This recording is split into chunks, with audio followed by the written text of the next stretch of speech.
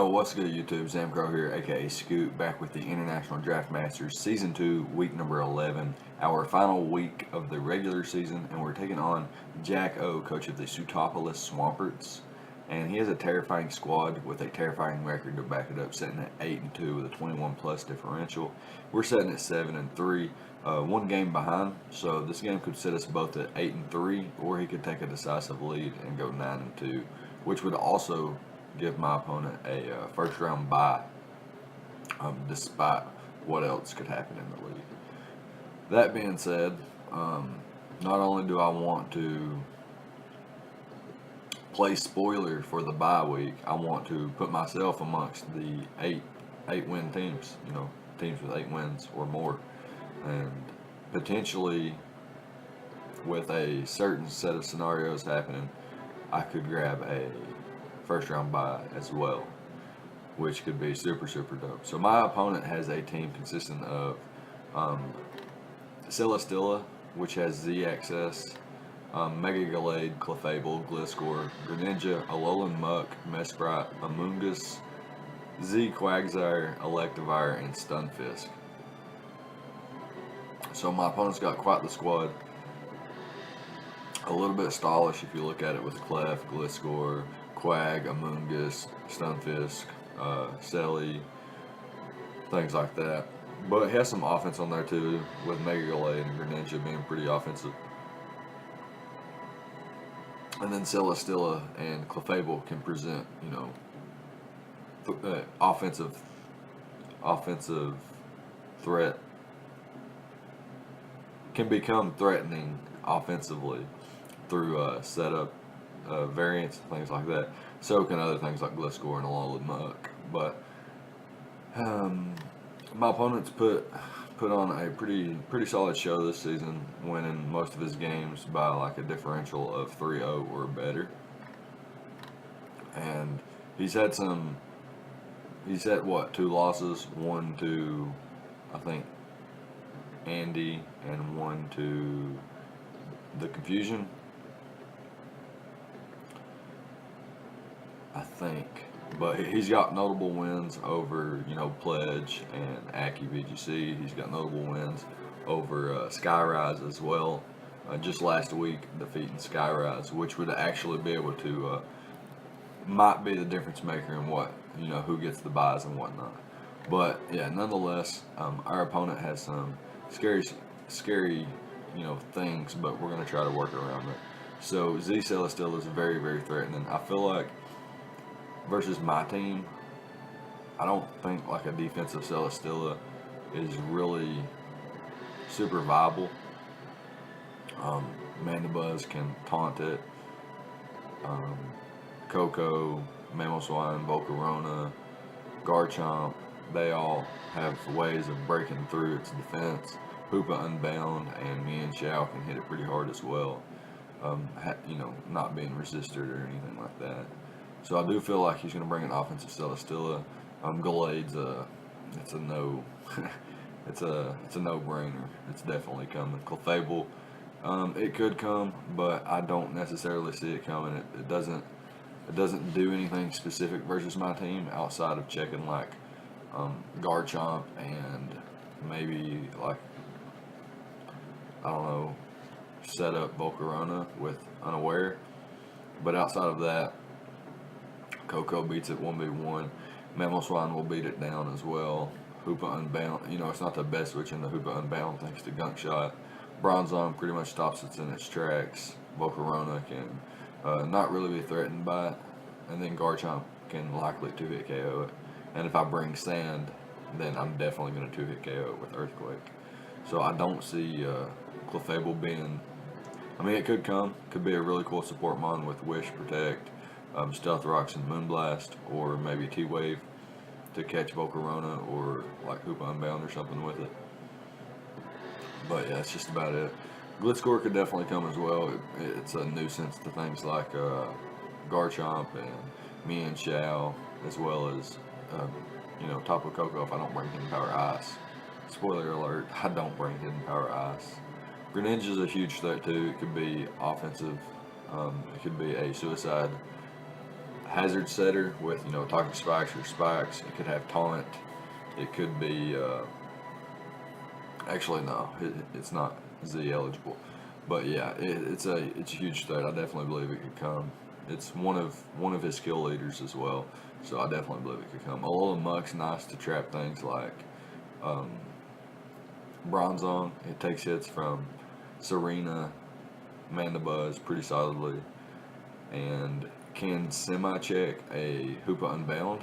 I do have Hoopa Unbound, so I do expect a little Muck to come, but I have some ways around a little Muck. Mesprit's, it's a huge threat too. Not so much versus my team, but it could definitely come. Could pack like a Cobra Berry. It could be like a Tango Berry set with Thunder Wave or something like that to catch my Volcarona off guard. And then Amoonguss, Quagsire, they're also two huge threats defensively, very big annoyances to just about any team. But my wands all get some type of coverage to bop them with, and I do have Volcarona, which can bypass that kind of core.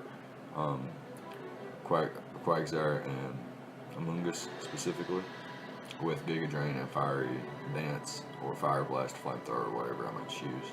And then he's got two electric Pokemon at the end of his roster, which are like Stunfisk is a really solid check to Tapu Koko. An Assault Vest variant for Electivire could be a cool thing too. He could also pack like a Shuka Berry variant on either of them to avoid an Earthquake from Mam'oswine or Garchomp, or even the Mini Hippo at that. So yeah, he's got what, four Stealth Rockers in Cleft, Gliscor, Mesprit, and the Stunfisk. He's got a Spiker and Toxic Spiker and Greninja, and then mostly like a mix of like stylish offense and bulky offense. So very, very threatening. But we have prepared, and like I've mentioned in the past 4 or 5 matches ever since we faced Skyrise in like week 7 or week 8. We've been playing to win, definitely. Definitely never playing to not lose or anything like that. Definitely playing to win, but there's a huge chance that I play these guys again in the playoffs. So best sets are on the bench. We're bringing our B+ game. Well, excuse me. We bring our A+ game when there's no rematch involved. We're bringing our A game for potential rematch games such as this. So bringing our A game, but not our A+ game. So with our A game, we've decided to bring Tapu Koko, which is a Shuka Berry variant, meaning I can take a hit from Gliscor, I can take an Earthquake or Earth Power from Electivire or Stunfisk if they're the check. I can come in on Celesteela's Earthquake, and it'll pop my Shuka Berry. Then I can bop it with the Thunderbolt. I have Thunderbolt and Dazzling Gleam. I thought about coverage for Amoonguss, but ultimately decided against it since I have Mam'oswine and Volcarona on this team, and then like Mienshao and Garchomp also pressuring it pretty offensively. So I didn't bring any extra coverage on Tapu Koko, just Dual Stab, Roost, and Defog. This is more of a support type mon. It's not supposed to clean late game or break or anything like that. It's just there for like longevity. Comes in and takes a few hits from things like Mega Gallade or Celesteela. Can come in on a close combat from Mega Gallade. Can come in on a Dark Pulse from Greninja. And I can Roost up as I force a switch. I can Defog Rocks away or Spikes away or anything like that. Roost up, I can bop things pretty hard. And then for things that I can't bop, obviously I'm going to be switching anyway, so no need to even run coverage. Now I could have been like Life Orb, Brave Bird for Amoonguss, Life Orb. I could have been like U-Turn, Thunderbolt, Brave Bird, and Hidden Power Ice for Amoonguss and whatnot, but ultimately decided on this set and felt it was one of my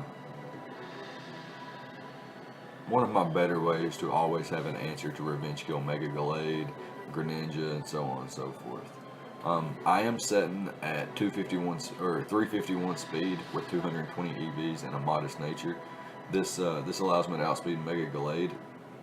I do expect Greninja and Mega Gallade to be speed creeping Volcarona, maybe Mienshao. I do not expect them to be speed creeping Mega Gallade. I don't expect Mega Gallade to be max speed, but just in case I am speed creeping that, and I do expect to be able to, whilst speed creeping Mega Gallade, I think I'll be able to speed creep Greninja as well. Predicting it to speed creep my base 100s.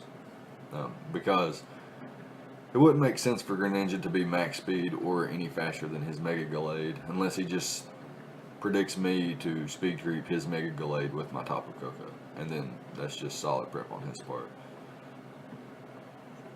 And then 104 EVs in HP. It doesn't really, it's nothing specific, it's just extra bulk. And then the 4 EVs in defense is literally nothing besides keeping her HP stat at an odd number. So, next up we have Life Orb Mam'oswine. 4 attacks, Adamant Nature, even with an Adamant Nature, Earthquake or Icicle Crash into Freeze Dry, eliminates Quagsire from the field 100%, as that's a huge threat. Adamant Life Orb allows me to 3-hit KO Celesteela with Rocks Up. So if I'm able to get Rocks Up, it comes in on an Icicle Crash, then I can switch out, and later on in the match, if it doesn't recover up from that hit, then when it comes in on Mam'oswine again, I'll be able to 2-hit KO it from that range with Adamant Life Orb, which is really, really cool, especially since Celesteela is a huge issue. But not so much to my team, but it's an issue in general, so I like to, be super prepared for that. Also, bopping Clefable for a 2-hit KO unless it's max defense, max HP. Glitzsquirt's dropping, Alola Mug's dropping. I thought about running knockoff for Mesh Sprite, but I felt like Icicle Crash was solid enough. And then like Mega Gallade's always going to be able to revenge kill us. But Mam'oswine's a huge threat to his team. He has to, that's how I know Greninja and Mega Gallade are coming, is because Mam'oswine's such a huge threat. And if he only brought one of them and it was to go down, then his team would just get wrecked completely by Mam'oswine. So I expect both of them to come. That way he has 2 solid ways to revenge kill, whilst not having a way to check or counter this thing. So Ice Shard's there because just like a little chip on things, or something that Earthquake maybe doesn't get the roll to the knockout, and he clicks something else outside of knocking me out, or he does attack me but it doesn't knock me out, and then I can click Ice Shard to pick off the weakened mon in front of me. So next up we have Bronzong. We are rocking the Groundium Z this week with Earthquake. So I do expect Alola Muck to come, and if he brings Clefable and Alola Muck, I expect Alola Muck to be a Pursuit Trapper, and I expect Clefable to be like an offensive setup variant, or some sort of win condition. And I don't necessarily want to be trapped by Alola Muck, and I also don't want, like, if it comes to a 50-50 and he goes for knockoff, I'm going to take less damage because I'm a Z move user, or because I'm rocking the actual Z Crystal this week, and I'll be able to predict, potentially predict the Alola Muck switch in. I can set up my Stealth Drops, or I can just click the Earthquake, get a little chip damage on it, and then proceed to click the Tectonic Rage with not Adamant, but Brave Nature, max attack, and max HP. I should be able to do quite a bit of damage with that. Also have the Charge Beam for Celesteela, so that if it becomes an issue, I can just switch this bad boy in, click Charge Beam a couple times, and start getting those boosts, and then eventually be able to break through Celesteela. And then Gyro Ball hits literally everything else, and especially hits Clefable and Mega Gallade. But yeah, outside of that, as you can see so far, my team's looking very, very offensive. No real backbones here in terms of defense. So we're gonna keep that trend up, and we're gonna go into our Volcarona here. We have the Charty Berry Flame Body. So reason being for Charty Berry is because I do expect his Greninja to be a Choice Scarf variant, so that he has a reliable way to revenge kill Volcarona. Because if I get Stealth Rocks up and I get things like a little bit of chip on things like Gliscor and Alolan Muck, and and like I mentioned, keep rocks up, a little chip on those 2 months, maybe 2 rounds of rocks apiece, then he is definitely in range of like Inferno Overdrive, and he may have to scout for that, giving me another opportunity to set up even further. And so, expecting the Choice Scarf Greninja to be his check, I'm rocking the Charty Berry so that I can Quiver Dance up as he brings in the Greninja, and then when he clicks his Rock Slide to knock me out, my Charty Berry will pop, and it will do half damage. I'll survive and be able to knock out with the Bug Buzz, or be able to Quiver Dance up even further, and then go from there. Like I can click Giga Drain.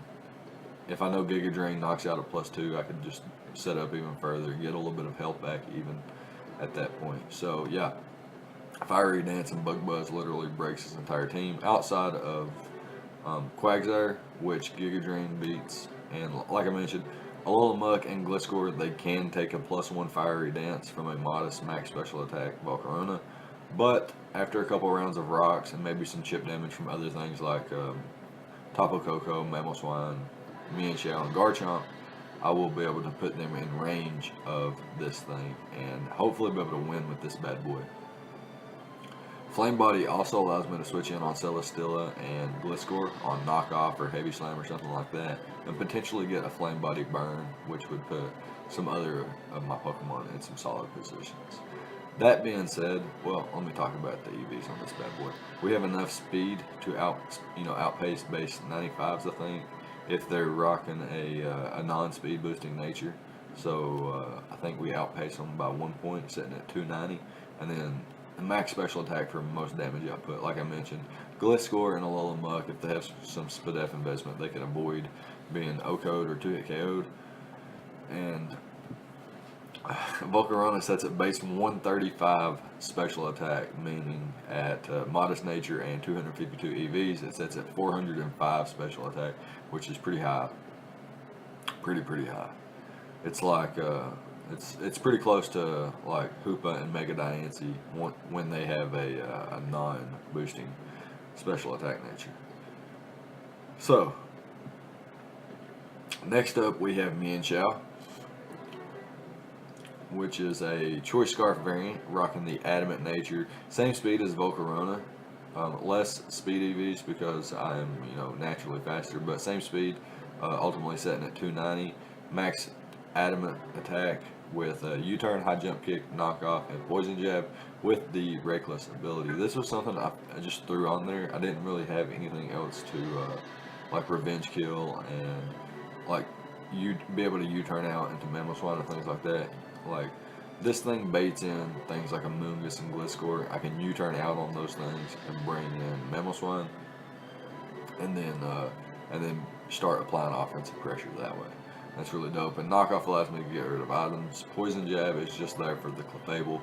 High jump kick nukes everything else. If I can get a couple U-turns or maybe one high jump kick off on Celesteela and Alolan Muck, then Volcarona's in a huge position, and Mam'oswine's in a huge position to just go really just go in on this man.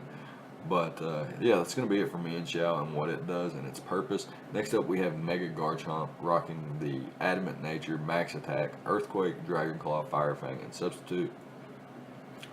Now I almost expected no Clefable, like I mentioned, and I almost brought mono Dragon Claw, Fire Fang. Well, not mono, but Dragon Claw and Fire Fang sub SD. Man, I wish I would have brought that set. That would have been nice. Sub SD with just Dragon Claw and Fire Fang, and him not bringing Clefable. That would be huge. I'm setting enough speed to outpace Celesteela, and then the rest in bulk. It doesn't do anything specific. Just makes me bulkier. But yeah, it's gonna be the team. I felt like I mentioned, this team is an A ranked team, not A plus or my A game or my A plus game or whatever. Definitely not the best team I could have brought, but like I mentioned, we'd have a high probability of playing again in the playoffs. So I didn't want to reveal all the techs, especially since, like I mentioned, I needed a lot of different things to happen for me to go into the first round bye position. But if I win or lose, it didn't really matter at this point since I'm already clinched into playoffs. As long as I'm in playoffs, I don't really care what seed. So, yeah, that being said, we can go ahead and hop to the replay and we'll be right back. All right, so here we are in the replay. And my opponent chooses to bring the Amoonguss, Greninja, Mega Gallade, Gliscor, Alola Muck, and the Celesteela. So, no Clefable. I kind of predicted that, sort of. No, he brings 0 Electric type, no Electivire, no Stunfisk. 2 of his better checks to Tapu Koko, but I suppose Amoonguss is a pretty solid check as well, especially when it's backed up by the support he brings with Gliscor and Celesteela, forcing, predictions and whatnot, being able to scout for things perfectly, and so on and so forth. But if Greninja isn't Choice Scarf, he doesn't have anything to outpace Koko, and that's pretty solid. His only Stealth Rocker in this matchup is Gliscor, so it's likely to be rocking the Stealth Rocks. I noticed Mam'oswine basically gets a kill every time it comes in. Once Celesteela is beat down, that's a literal statement, and then he can always revenge kill me with Greninja or Mega Gallade, but it could come down to who can just sack the most Pokemon. And that's basically all I got from Team Preview. I felt Celesteela would be an offensive variant, and Alola Muck's going to be more of a specially defensive set. And then Gliscor is like a wild card. It could be Spadef, it could be mixed, it could be like some kind of stall breaker. It could be some kind of baton pass variant into like Greninja or Mega Gallade, things like that. So let's go ahead and hop into the battle here. We're going to lead off with Tapu Koko, expecting, because of Gallade leading so well versus my team, I'm going to lead off with Tapu Koko. Reason being for Tapu Koko is that my opponent also has to, if he leads with Gliscor for his rocks, which is unlikely because I have a Mam'oswine on my team. I didn't expect like a Alola Muck, Amoonguss, or Gliscor lead. It had to be either Greninja or Mega Gallade because I have the Mam'oswine. And so for that reason, I lead with the Koko. And I'm easily, my best play is to just go ahead and click that Dazzling Gleam. And it catches, it does damage to everything, whereas Thunderbolt is immune by Gliscor. So I figured he was going to switch into Amoonguss, and I double out into my Mam'oswine here, predicting that. And my opponent is going to switch out into Gliscor here, but that's not Amoonguss, so I am just going to go ahead and throw off an Icicle Crash. As I said, my opponent had no real switch in. As you see, that's the 3-hit KO there. I can just hard switch out into Bronzong here and set up my Stealth Rocks, as my opponent's more than likely not going to hard switch into Alola Muck. But in the off case that he did, and the fact that if he goes Gliscor on my Stealth Rock, then then he could potentially defog them away, and he could set his own rocks up, meaning I would be the one hurt instead of my opponent. So I'm going to hard switch out here back into Mam'oswine, expecting him to set up his Stealth Rocks, and basically have to force in the Celesteela once again. And as you can see here, it's eventually going to be able to be knocked out. I'm going to go for the Icicle Crash again, predicting anything but the Heavy Slam. And my opponent goes for the Leech Seed there. So we're getting these plays right so far. And we're going to switch out here on this turn and go into Bronzong, as my opponent likely switches out as well. And he goes into the Greninja. And here, I debated on this turn for a long time, and I'm actually going to make a huge misplay. I was talking to Sebi, and he said he was watching the game or something like that, and as soon as I made this play, I messaged him and I said, dude, I think I should have went for the Ground EMZ Tectonic Rage, because getting rocks up was pointless because I have to get rid of them as soon as possible. So getting them up was completely a misplay, and something hopefully my viewers can learn from. If you need to get rocks off the field, why set them up? So here, he's going to be able to 2-hit KO me with Surf, unfortunately, and I'm going to get no damage off on Greninja, which is huge. I got my rocks up, but it doesn't matter because I have to get rid of them. So, predicting his switch out into Amoonguss or Gliscor here, I'm going to double out into Mam'oswine once again. And just go for the Icicle Crash once again. It claims a kill this time. And Celesteela goes down. Now he's forced to bring in his Greninja. And I'm going to hard switch out into my Mega Garchomp. I'm not Mega yet, but I can still take Surf pretty comfortably. And after a Mega Evolution, I can eat a Surf pretty easily. But he reveals to not be Choice Scarf, and he reveals the Ice Beam. So I go into Coco here, basically immediately. And I'm going to defog these rocks away this turn. And then I'm going to hard switch back out into, no, I just Dazzle and Gleam here. Yeah, I Dazzle and Gleam because the hard switch into Mam'oswine was such an obvious play that I felt my opponent would either double into Greninja or double into Mega Gallade. And he does just that, loses his Greninja, and then forces me out with his Amoonguss. And I get rid of his item here. And now I'm going to double into, or not double necessarily, but I'm going to hard switch into Volcarona. Predicting my opponent to click the Giga Drain. But my opponent goes for Sludge Bomb, and on the worst possible turn for me to go into Volcarona, he actually gets the poison as well. So here a Quiver Dance doesn't really mean anything to me. I'm going to go for the Fiery Dance, and I'm going to get a plus one special attack. It doesn't really matter. I'm going to go for the Bug Buzz. Doesn't even do half. And my opponent's going to go for the Poison Jab, and he actually gets the Flame Body Burn there. So while that's dope, the rest of it, was pretty sucky. So I'm going to go for High Jump Kick here. I wanted to whittle the Gliscor because I felt like if Gliscor and Amoonguss were gone, then Coco can still win.